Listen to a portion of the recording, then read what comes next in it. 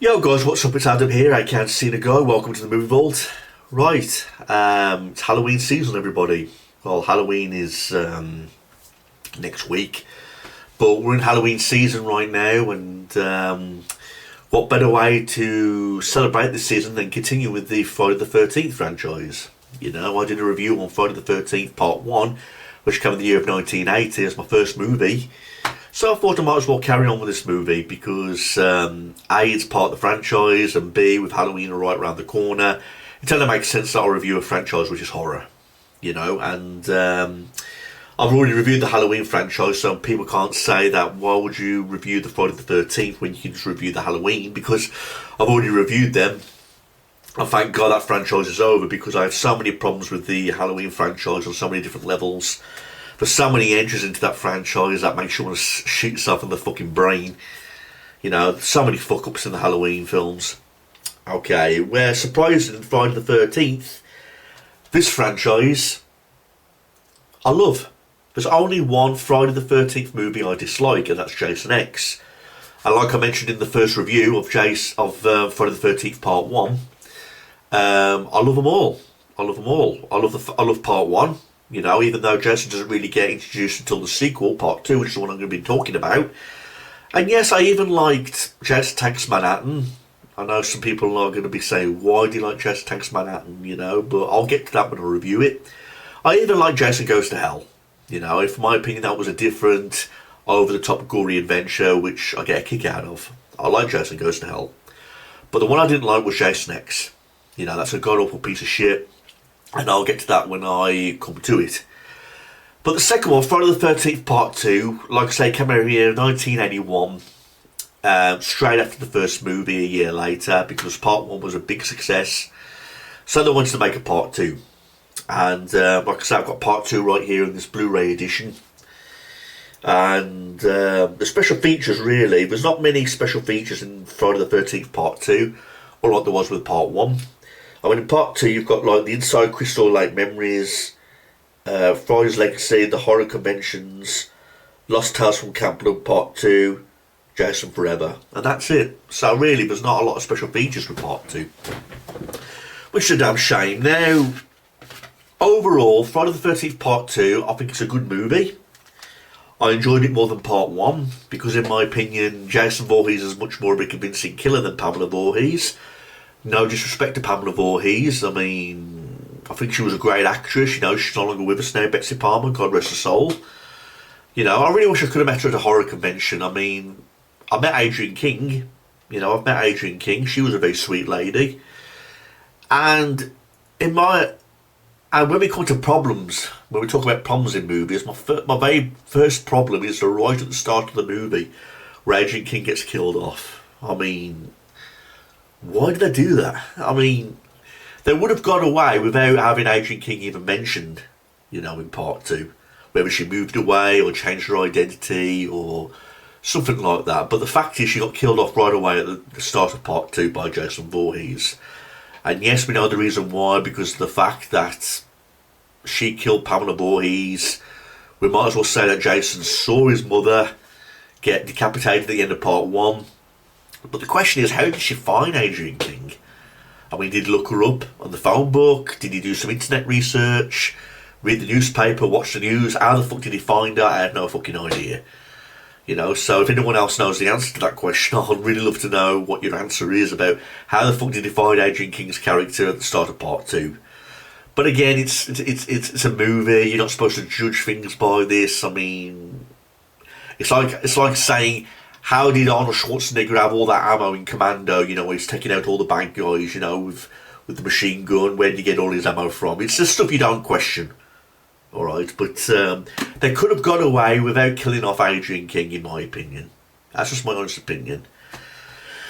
But she does get killed off by Jason Voorhees, and we get introduced by Amy Steele, who plays Ginny Field. Now, I like Amy Steele. I thought she did a great job in this movie, being like the movie's hero, basically, the one who's battling Jason. And we also got John Fury, who plays Paul. They're basically your two leading roles in this movie. I mean, the film opens up, of course, with Adrienne King's character getting killed off. And this is where we first get introduced to Jason Voorhees, you know, wearing the sack over his head. Now, the sack, I think it's a very intimidating look. And it's much more believable when Jason's doing all these killings. I mean, in part one, you say to yourself, Pamela Voorhees, how the fuck can she do all these killings, you know? I mean, she's an old lady. I mean, how did she manage to lift that guy? And, well, how did she manage to hold a guy down, Kevin Bacon, and put an arrow through his throat? How the fuck did she manage to put that victim on top of the anchors? You know, did she lift him up? Did lift her up? You know, how did she cause all this chaos when she's an old lady? You know what I mean? But again, you're not supposed to question. So when you got like a big, strong killing machine like Jason Voorhees doing all these things, it's much more memorable. It's much more believable, basically. But again, no disrespect to Betsy Palmer, no disrespect to Pamela Voorhees. I like the character, I like the actress. I hope she rests in peace. But Jason Voorhees, as we all know, is a much more convincing killer. You know what I mean? But it's part 2 where he shows up, and it's rest of the parts, part 3, part 4, part 5, where, well, at least when you get to a new beginning, you know, where Jason Voorhees is not the killer. You know, it's Jason Voorhees throughout most of these films. And like I say, Sackhead Jason, I like Sackhead Jason. Of course, we all prefer the hockey mask. A lot of people don't like the Sackhead Jason, but I think it's a very intimidating look. You know, I mean, if a guy was chasing after me with an axe and he had a sack over his head and we couldn't see his face, I mean, I'd piss myself and run the other fucking way. I don't know about you guys, but that's what I'd do. You know. So basically the plot is very straightforward, straight to the point, just like part 1. It's not a confusing plot. Although something did confuse me at the end of the movie, which I'll get to in just a moment.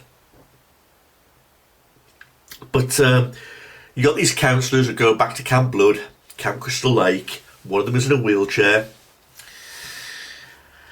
And basically, straightforward enough, Jason Voorhees is killing off people one by one at Camp Crystal Lake. You know, and we get some great killings. You know, we get a hammer to the back of the cop's head, which coincidentally happened in Halloween Part 2 in the hospital, you know, where a security guard got the hammer to the back of the head. And I'm thinking to myself, that's such a coincidence. These movies came out the same year, and yet we get Jason killing a guy with a hammer to the back of the head to a copper, and where in Halloween we get Michael Myers killing a guy at the back of the head with also a hammer with a security guard. So you think to yourself, strange, but there you go, it's just one of those things, you know. We get a counsellor who gets his throat slit after Jason sets a trap, you know, and I'd have to say my favourite killing in this movie was probably the guy in the wheelchair. You know, he had the most brutal killing with a machete, and he rolls backwards in his wheelchair. So Jason doesn't give a fuck, basically, if you're in a wheelchair or not. He doesn't care if you're handicapped, he doesn't care if you're standing, he doesn't care if you're a male or female, or what your race is, or whatever that is for that matter. He will fucking kill you. Even if you're in a wheelchair like that poor counsellor, he got a machete to the face, and he rolls backwards on his wheelchair towards the water, and he fucking dies, you know. So I'd have to say, out of all the kills in part 2, that one has to be my most favourite kill, and the most memorable one as well, you know, showing that Jason doesn't really give a fuck. Okay. We see a scene of a mutilated dog, and that's a bit that confuses me, because for some reason the dog shows up at the end, and I'm thinking to myself, I thought the dog was dead. You know, he was mangled, you know, so why the fuck is it coming at the end of part 2 unless it was a dream sequence?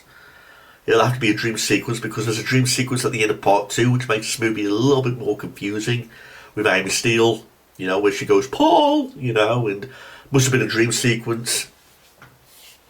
Okay. Now, Amy Steele and John Fury, I thought they worked great together. You know, they did it great together as this Bond, you know, fighting Jason Voorhees. I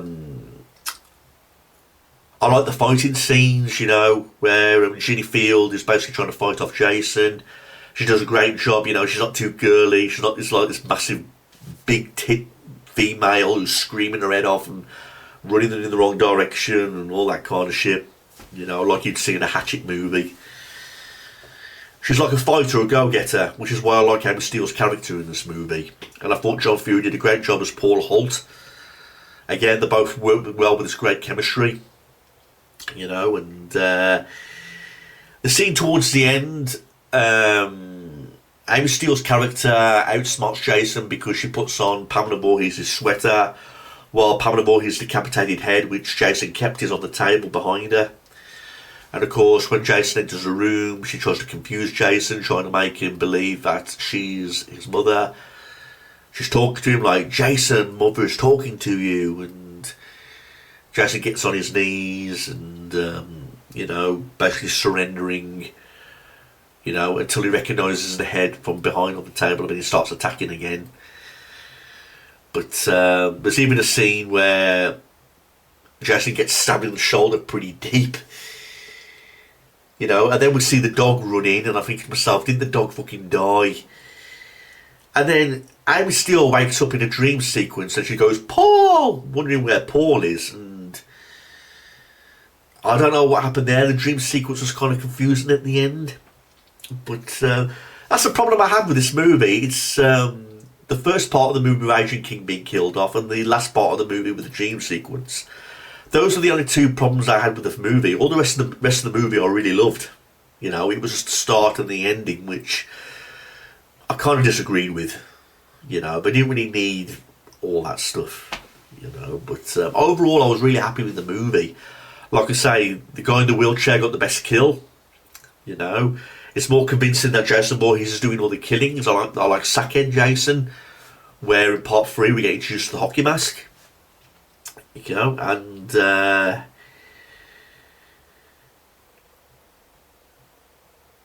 again, we get two Jason Voorhees in this movie. We got Unmasked Jason, which was played by, according to this, Warrington Gillette. Yeah, and Steve Daskwizes. Yeah, I can't pronounce that. As Jason Voorhees with the mask. So we get two different people playing Jason in this movie. We get introduced to some other characters. I mean, Crazy Ralph was played by Walt Gorney. Who can forget Crazy Ralph? Then again, I like this movie more than part 1. Although number 1 was great, and I can understand why it was a big hit. I mean, for the 1980 film, the first movie, they did not realise what a success it was going to be. And due to the movie's success, this is why they spawned the sequel a year later. They say, we really want to see a sequel. I mean, this movie was directed by Steve Miner. Steve Miner, I recognise the name because he also directed Part 3. He directed House, Soul Man, Warlock, Big Bully, and he even did Halloween H2O 20 years later in 1998. He also did Lake Placid, which I wasn't really a big fan of. Also Texas Rangers, Day of the Dead, Private Valentine, Blonde and Dangerous. So I recognise the name. Like I say, I like Part 2, I like Part 3.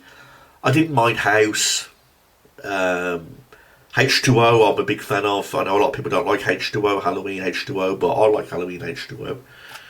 It was one of the good ones in the Halloween franchise, in my opinion.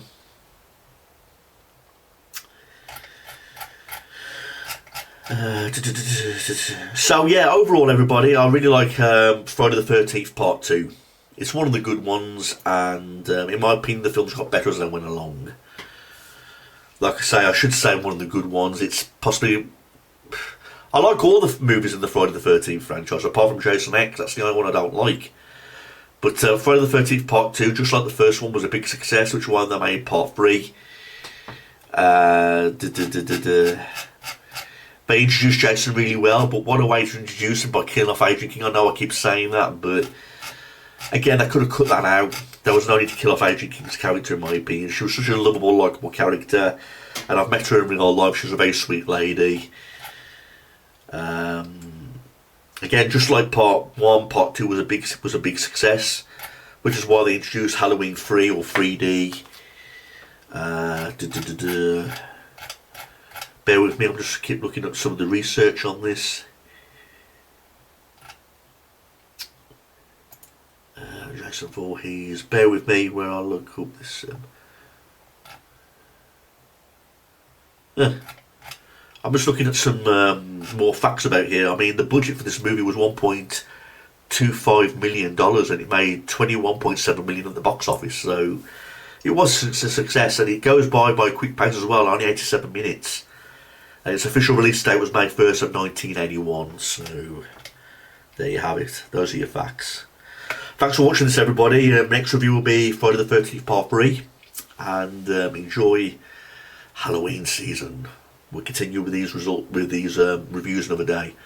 Thanks for watching this, everyone. What do you think about this movie? I'd love to hear your thoughts, and if you can explain how Jason found Adrian King, or you can expand the ending better than what I was viewing, then feel free, because I'd like to hear your thoughts.